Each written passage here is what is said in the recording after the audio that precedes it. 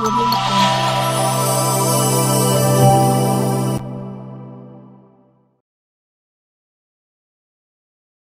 ఉన్న చంద్రశేఖర్తో నెలకొన్న వివాదం ఇప్పుడు పెను దుమారాన్ని రేకెత్తిస్తూ ఉంది. లోకాయుక్త విచారణ సందర్భంగా ఐపీఎస్ చంద్రశేఖర్ తనతో అనుచితంగా ప్రవర్తించారు, అకారణంగా తనను దూషించే విధంగా తనపై ఆరోపణలు చేశారంటూ కేంద్ర మంత్రి కుమారస్వామి ఏకంగా కేంద్ర హోంశాఖ మంత్రి అమిత్ షాకు ఫిర్యాదు చేయడం ఇప్పుడు చర్చకు దారిస్తూ ఉంది. మరొకవైపు కర్ణాటక రాష్ట్రంలో డీజీపీ హోదాలో ఉన్న ఐపీఎస్ అధికారి చంద్రశేఖర్ హిమాచల్ ప్రదేశ్ క్యాడర్కి చెందిన వ్యక్తి, కాకపోతే ఆయన కర్ణాటకలో డిప్యుటేషన్లో డీజీపీ హోదాలో పనిచేస్తూ ఉన్నారు. వాస్తవానికి ఈ చంద్రశేఖర్ మన తెలుగు రాష్ట్రానికి చెందిన వ్యక్తి. ఆయన వృత్తిలో చాలా నిబద్ధతతో ఉంటారు, ముక్కుసూటిగా ఉంటారని పేరు. అటువంటి వ్యక్తికి ఇప్పుడు కేంద్ర మంత్రికి నెలకొన్న ఘర్షణ ఇప్పుడు బ్యూరోక్రాట్ వ్యవస్థకు రాజకీయ వ్యవస్థకు మధ్య నెలకొన్న వివాదాలకు ఒక కేంద్ర బిందువుగా మారుతూ ఉంది. వ్యవస్థలో ఐఏఎస్ ఐపీఎస్ అనేది చాలా కీలకమైన బాధ్యత నిర్వహించే వ్యవస్థ. Indian administrative service, Indian police service, ఈ రెండు కళ్ళు లాంటివి. ఈ రెండు దేశంలో ప్రజల రక్షణ కోసం, ప్రజల అభివృద్ధి కోసం నిరంతరం పనిచేయాల్సిన వ్యవస్థలు. వీటిని రాజ్యాంగం కూడా చాలా అద్భుతంగా డిజైన్ చేసింది. ఎన్నో విధి విధానాలు, బైలాస్ తోటి ఐఏఎస్ని ఐపీఎస్ని డిజైన్ చేసి దానికి కఠినమైన పరీక్షలు పెట్టి మరింత కఠినమైన ట్రైనింగ్ నిర్వహించి ఎంపికైన వారిని శిక్షణ ఇచ్చి దేశంలో నలుమూలలకి వివిధ రాష్ట్రాల క్యాడర్ పంపుతూ ఉంటారు. ఇప్పుడు అటువంటి ఐఏఎస్లు ఐపీఎస్లు తరచూ రాజకీయ జోక్యంతో వివాదానికి కేంద్ర బిందువుగా మారుతుండడం మాత్రం ఇప్పుడు బ్యూరోక్రాట్ వర్గాల్లోనే కాదు, రాజకీయ వర్గాల్లో కూడా తీవ్ర చర్చకు దారితీస్తూ ఉంది. అంతేందుకు, ఈ మధ్యకాలంలో ఆంధ్రప్రదేశ్ రాష్ట్రంలో ఇద్దరు ఐపీఎస్లు ఒక నటి వ్యవహారంలో నెలకొన్న కేసు వ్యవహారంలో చిక్కుకుపోవటం, అందులో ఏకంగా ఒక సీనియర్ ఐపీఎస్ ముందస్తు బెయిల్ కోసం హైకోర్టుని సంప్రదించడం, ఆయనకి ముందస్తు బెయిల్ మంజూరు కావడం కూడా మనం చూసాం. ఐఏఎస్లు ఐపీఎస్లు తమ పరిధి దాటి రాజకీయ జోక్యంలో చొరబాటు చేయడంతో ఇటువంటి పరిస్థితులు తరచూ ఎదురవుతున్నాయని చెప్తూ ప్రజలు భావిస్తున్నారు. మనం ఇప్పుడు ఈ కర్ణాటక వ్యవహారంలో చంద్రశేఖర్ అనే ఐపీఎస్ వ్యవహారం చూస్తున్నాం.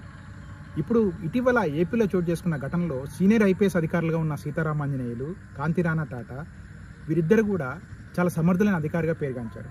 మరీ ముఖ్యంగా వీరిద్దరు కూడా గతంలో ఖమ్మం జిల్లాకు ఎస్పీగా పనిచేశారు.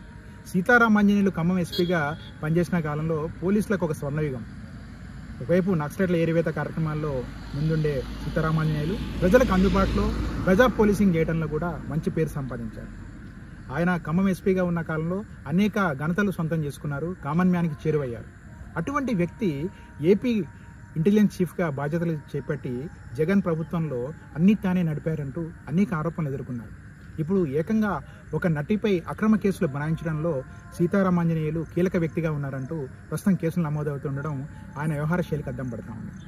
అదే సందర్భంలో మరో ఐపీఎస్ అధికారి కాంతిరాణా టాటా ఖమ్మం జిల్లాతో చాలా సుదీర్ఘ అనుబంధం ఉన్న వ్యక్తి.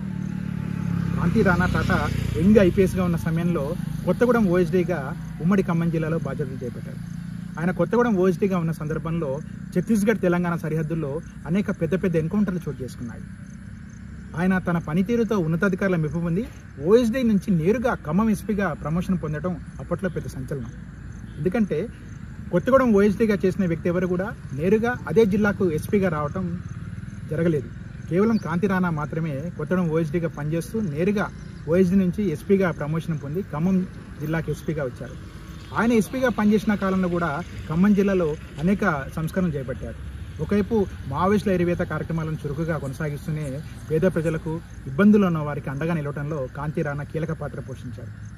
అటువంటి వ్యక్తి కూడా ఇప్పుడు సినీ నటి వ్యవహారంలో విజయవాడ కమిషనర్గా తప్పుడు కేసులు పెట్టారంటూ ఆరోపణలు ఎదుర్కోవడమే కాకుండా కేసులు కూడా ఎదుర్కొంటూ ముందస్తు బెయిల్కి వెళ్ళడం మాత్రం చాలా బాధ కలిగించే అంశం. గతంలో ఎంతో పేరు పొందిన ఐపీఎస్ అధికారులు, ఐఏఎస్ అధికారులు రాజకీయ ఒత్తిళ్లతో కొంత, స్వయంకృతాపరాధంతో ఇంకొంత ఇప్పుడు బదనమవుతున్న పరిస్థితి మాత్రం సామాన్యుల చర్చకు దారిస్తూ ఉంది.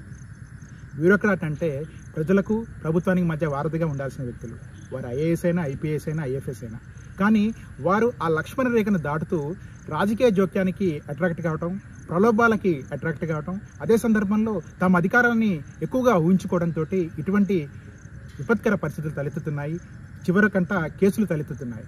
ఇప్పుడు కర్ణాటకలోని సీనియర్ ఐపీఎస్ చంద్రశేఖర్ వ్యవహారమైనా, ఏపీలో నెలకొన్న ఇద్దరు ఐపీఎస్ల వ్యవహారమైనా కానీ వీరు లక్ష్మణ రేఖను దాటితే వచ్చే ఉపద్రవాలు ఎలా ఉంటాయో మనకందరికీ అర్థమవుతా ఉంది.